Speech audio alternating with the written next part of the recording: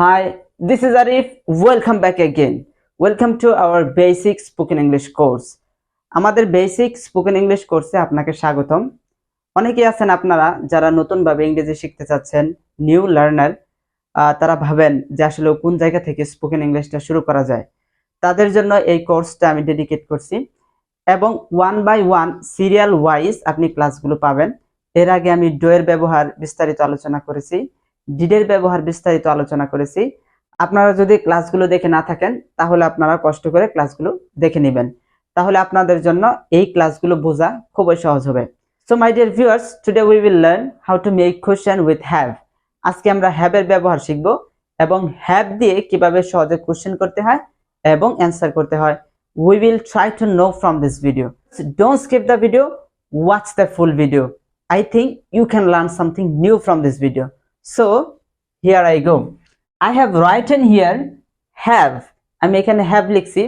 অনেকে বলেন ভাই have তো আছে অর্থে ব্যবহৃত হয়, বাট এই have আপনি কোশ্চেনও করতে পারবেন এই have ব্যবহার করে এবং অ্যানসারও করতে পারবেন এই have ব্যবহার করে। সো কিভাবে আপনি কোশ্চেন করবেন, কিভাবে have ব্যবহার করে অ্যানসার করবেন আজকে আমরা দেখব। So let's C. সো আপনি এইভাবে বলতে পারেন, লিখবেন হ্যাভ ইউ গন। আমরা এখানে গন লিখছি, আমরা এই শব্দটাকে মার্ক করে নেই আগের মতো। গন লিখছি, আমরা জানি গো এর তিনটা ফর্ম আছে, গো, ওয়েন্ট এন্ড গন। এই হচ্ছে তিনটা form, verb 1, verb 2 and verb 3। এই হচ্ছে গো এর তিনটা ফর্ম। প্রত্যেকটা ভার্বেরই কিন্তু তিনটা ফর্ম রয়েছে, ভার্ব 1, ভার্ব 2 এবং ভার্ব 3। তো আমি আপনাকে বলেছিলাম যে ভার্ব 1, ভার্ব 2 এবং ভার্ব 3 গুলো আপনাকে খুঁজে বের করতে হবে আপনি যদি আসলে ইংরেজিটা শিখতে চান। আর যদি শিখতে না চান তাহলে কিন্তু এই ভার্ব 1 এর কোনো প্রয়োজন নাই। So let's see how to practice. So have you gone. Have you gone মানে হচ্ছে তুমি কি গিয়েছ। হ্যাভ ইউ গন, তুমি কি গিয়েছ। তো আমি বাংলাটা লিখে দেই আপনার সুবিধার্থে again। তুমি কি গিয়েছ। হ্যাভ ইউ গন, তুমি কি গিয়েছ। So we will write more vocabulary here.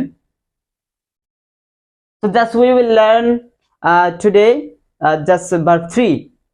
We will learn and we will write verb 3.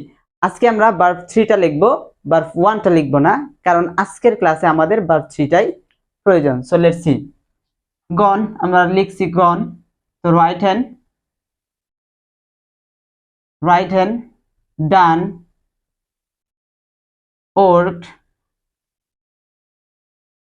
worked, talked।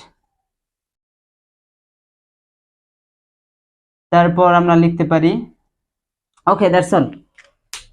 Okay that's all. আরেকটা লিখে নিই, স্লিপড, স্লিপড। ওকে, সো আমরা এইভাবে প্র্যাকটিস করব। হ্যাভ ইউ গন, তুমি কি গিয়েছ। এখন আমরা চেঞ্জ করি अगेन। হ্যাভ ইউ রাইটেন, তুমি কি লিখেছ। হ্যাভ ইউ ডান, তুমি কি করেছ। হ্যাভ ইউ ওয়ার্কড, তুমি কি কাজ করেছ। হ্যাভ ইউ টকড, তুমি কি কথা বলেছ। হ্যাভ ইউ স্লিপড, তুমি কি ঘুমিয়েছ। সো আপনি বুঝতেই পারলেন কিভাবে খুব সহজেই কোশ্চেনগুলো করা যায়।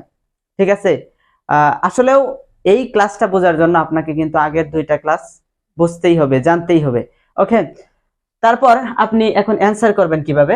আপনি লিখবেন ইয়েস আই হ্যাভ গন, অথবা no I haven't gone. So আপনি দুইভাবে অ্যানসার করতে পারেন, positive answer, negative answer.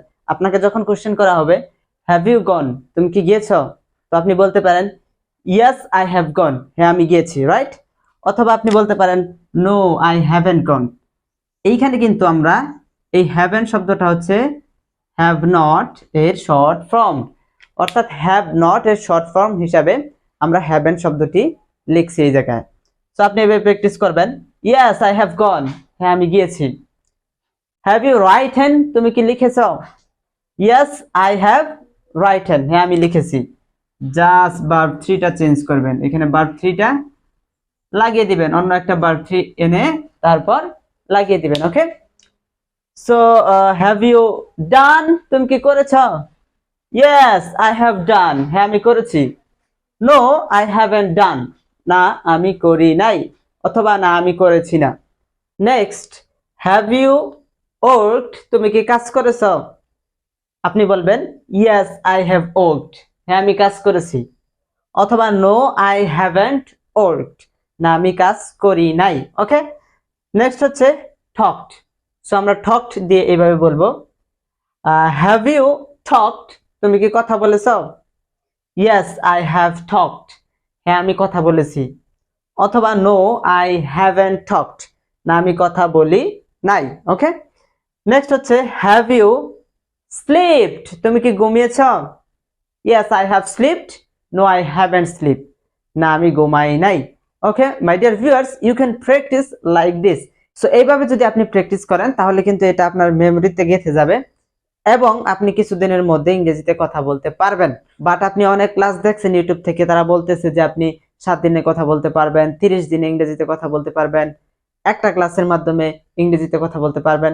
It's impossible for everyone, এটা সকলের জন্যই মানে ইম্পসিবল, অসম্ভব। সো একটা ভাষা আপনাকে শিখতে হলে you have to spend some time, আপনাকে কিছু সময় দিতেই হবে সেই ভাষাটার পিছনে। যদি আপনি রেগুলারলি প্র্যাকটিস করেন, it's possible for you to learn English within 3 months or 6 months, but you can't learn English for 7 days, 7 দিনে কিন্তু সম্ভব না।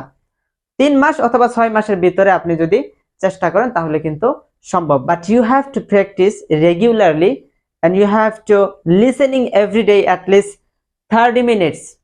Okay, and I will give you a video for the listening part, what is the importance of listening part. I will make a video for that. Okay, so I will see you very soon with another video. Take care. Allah Hafiz.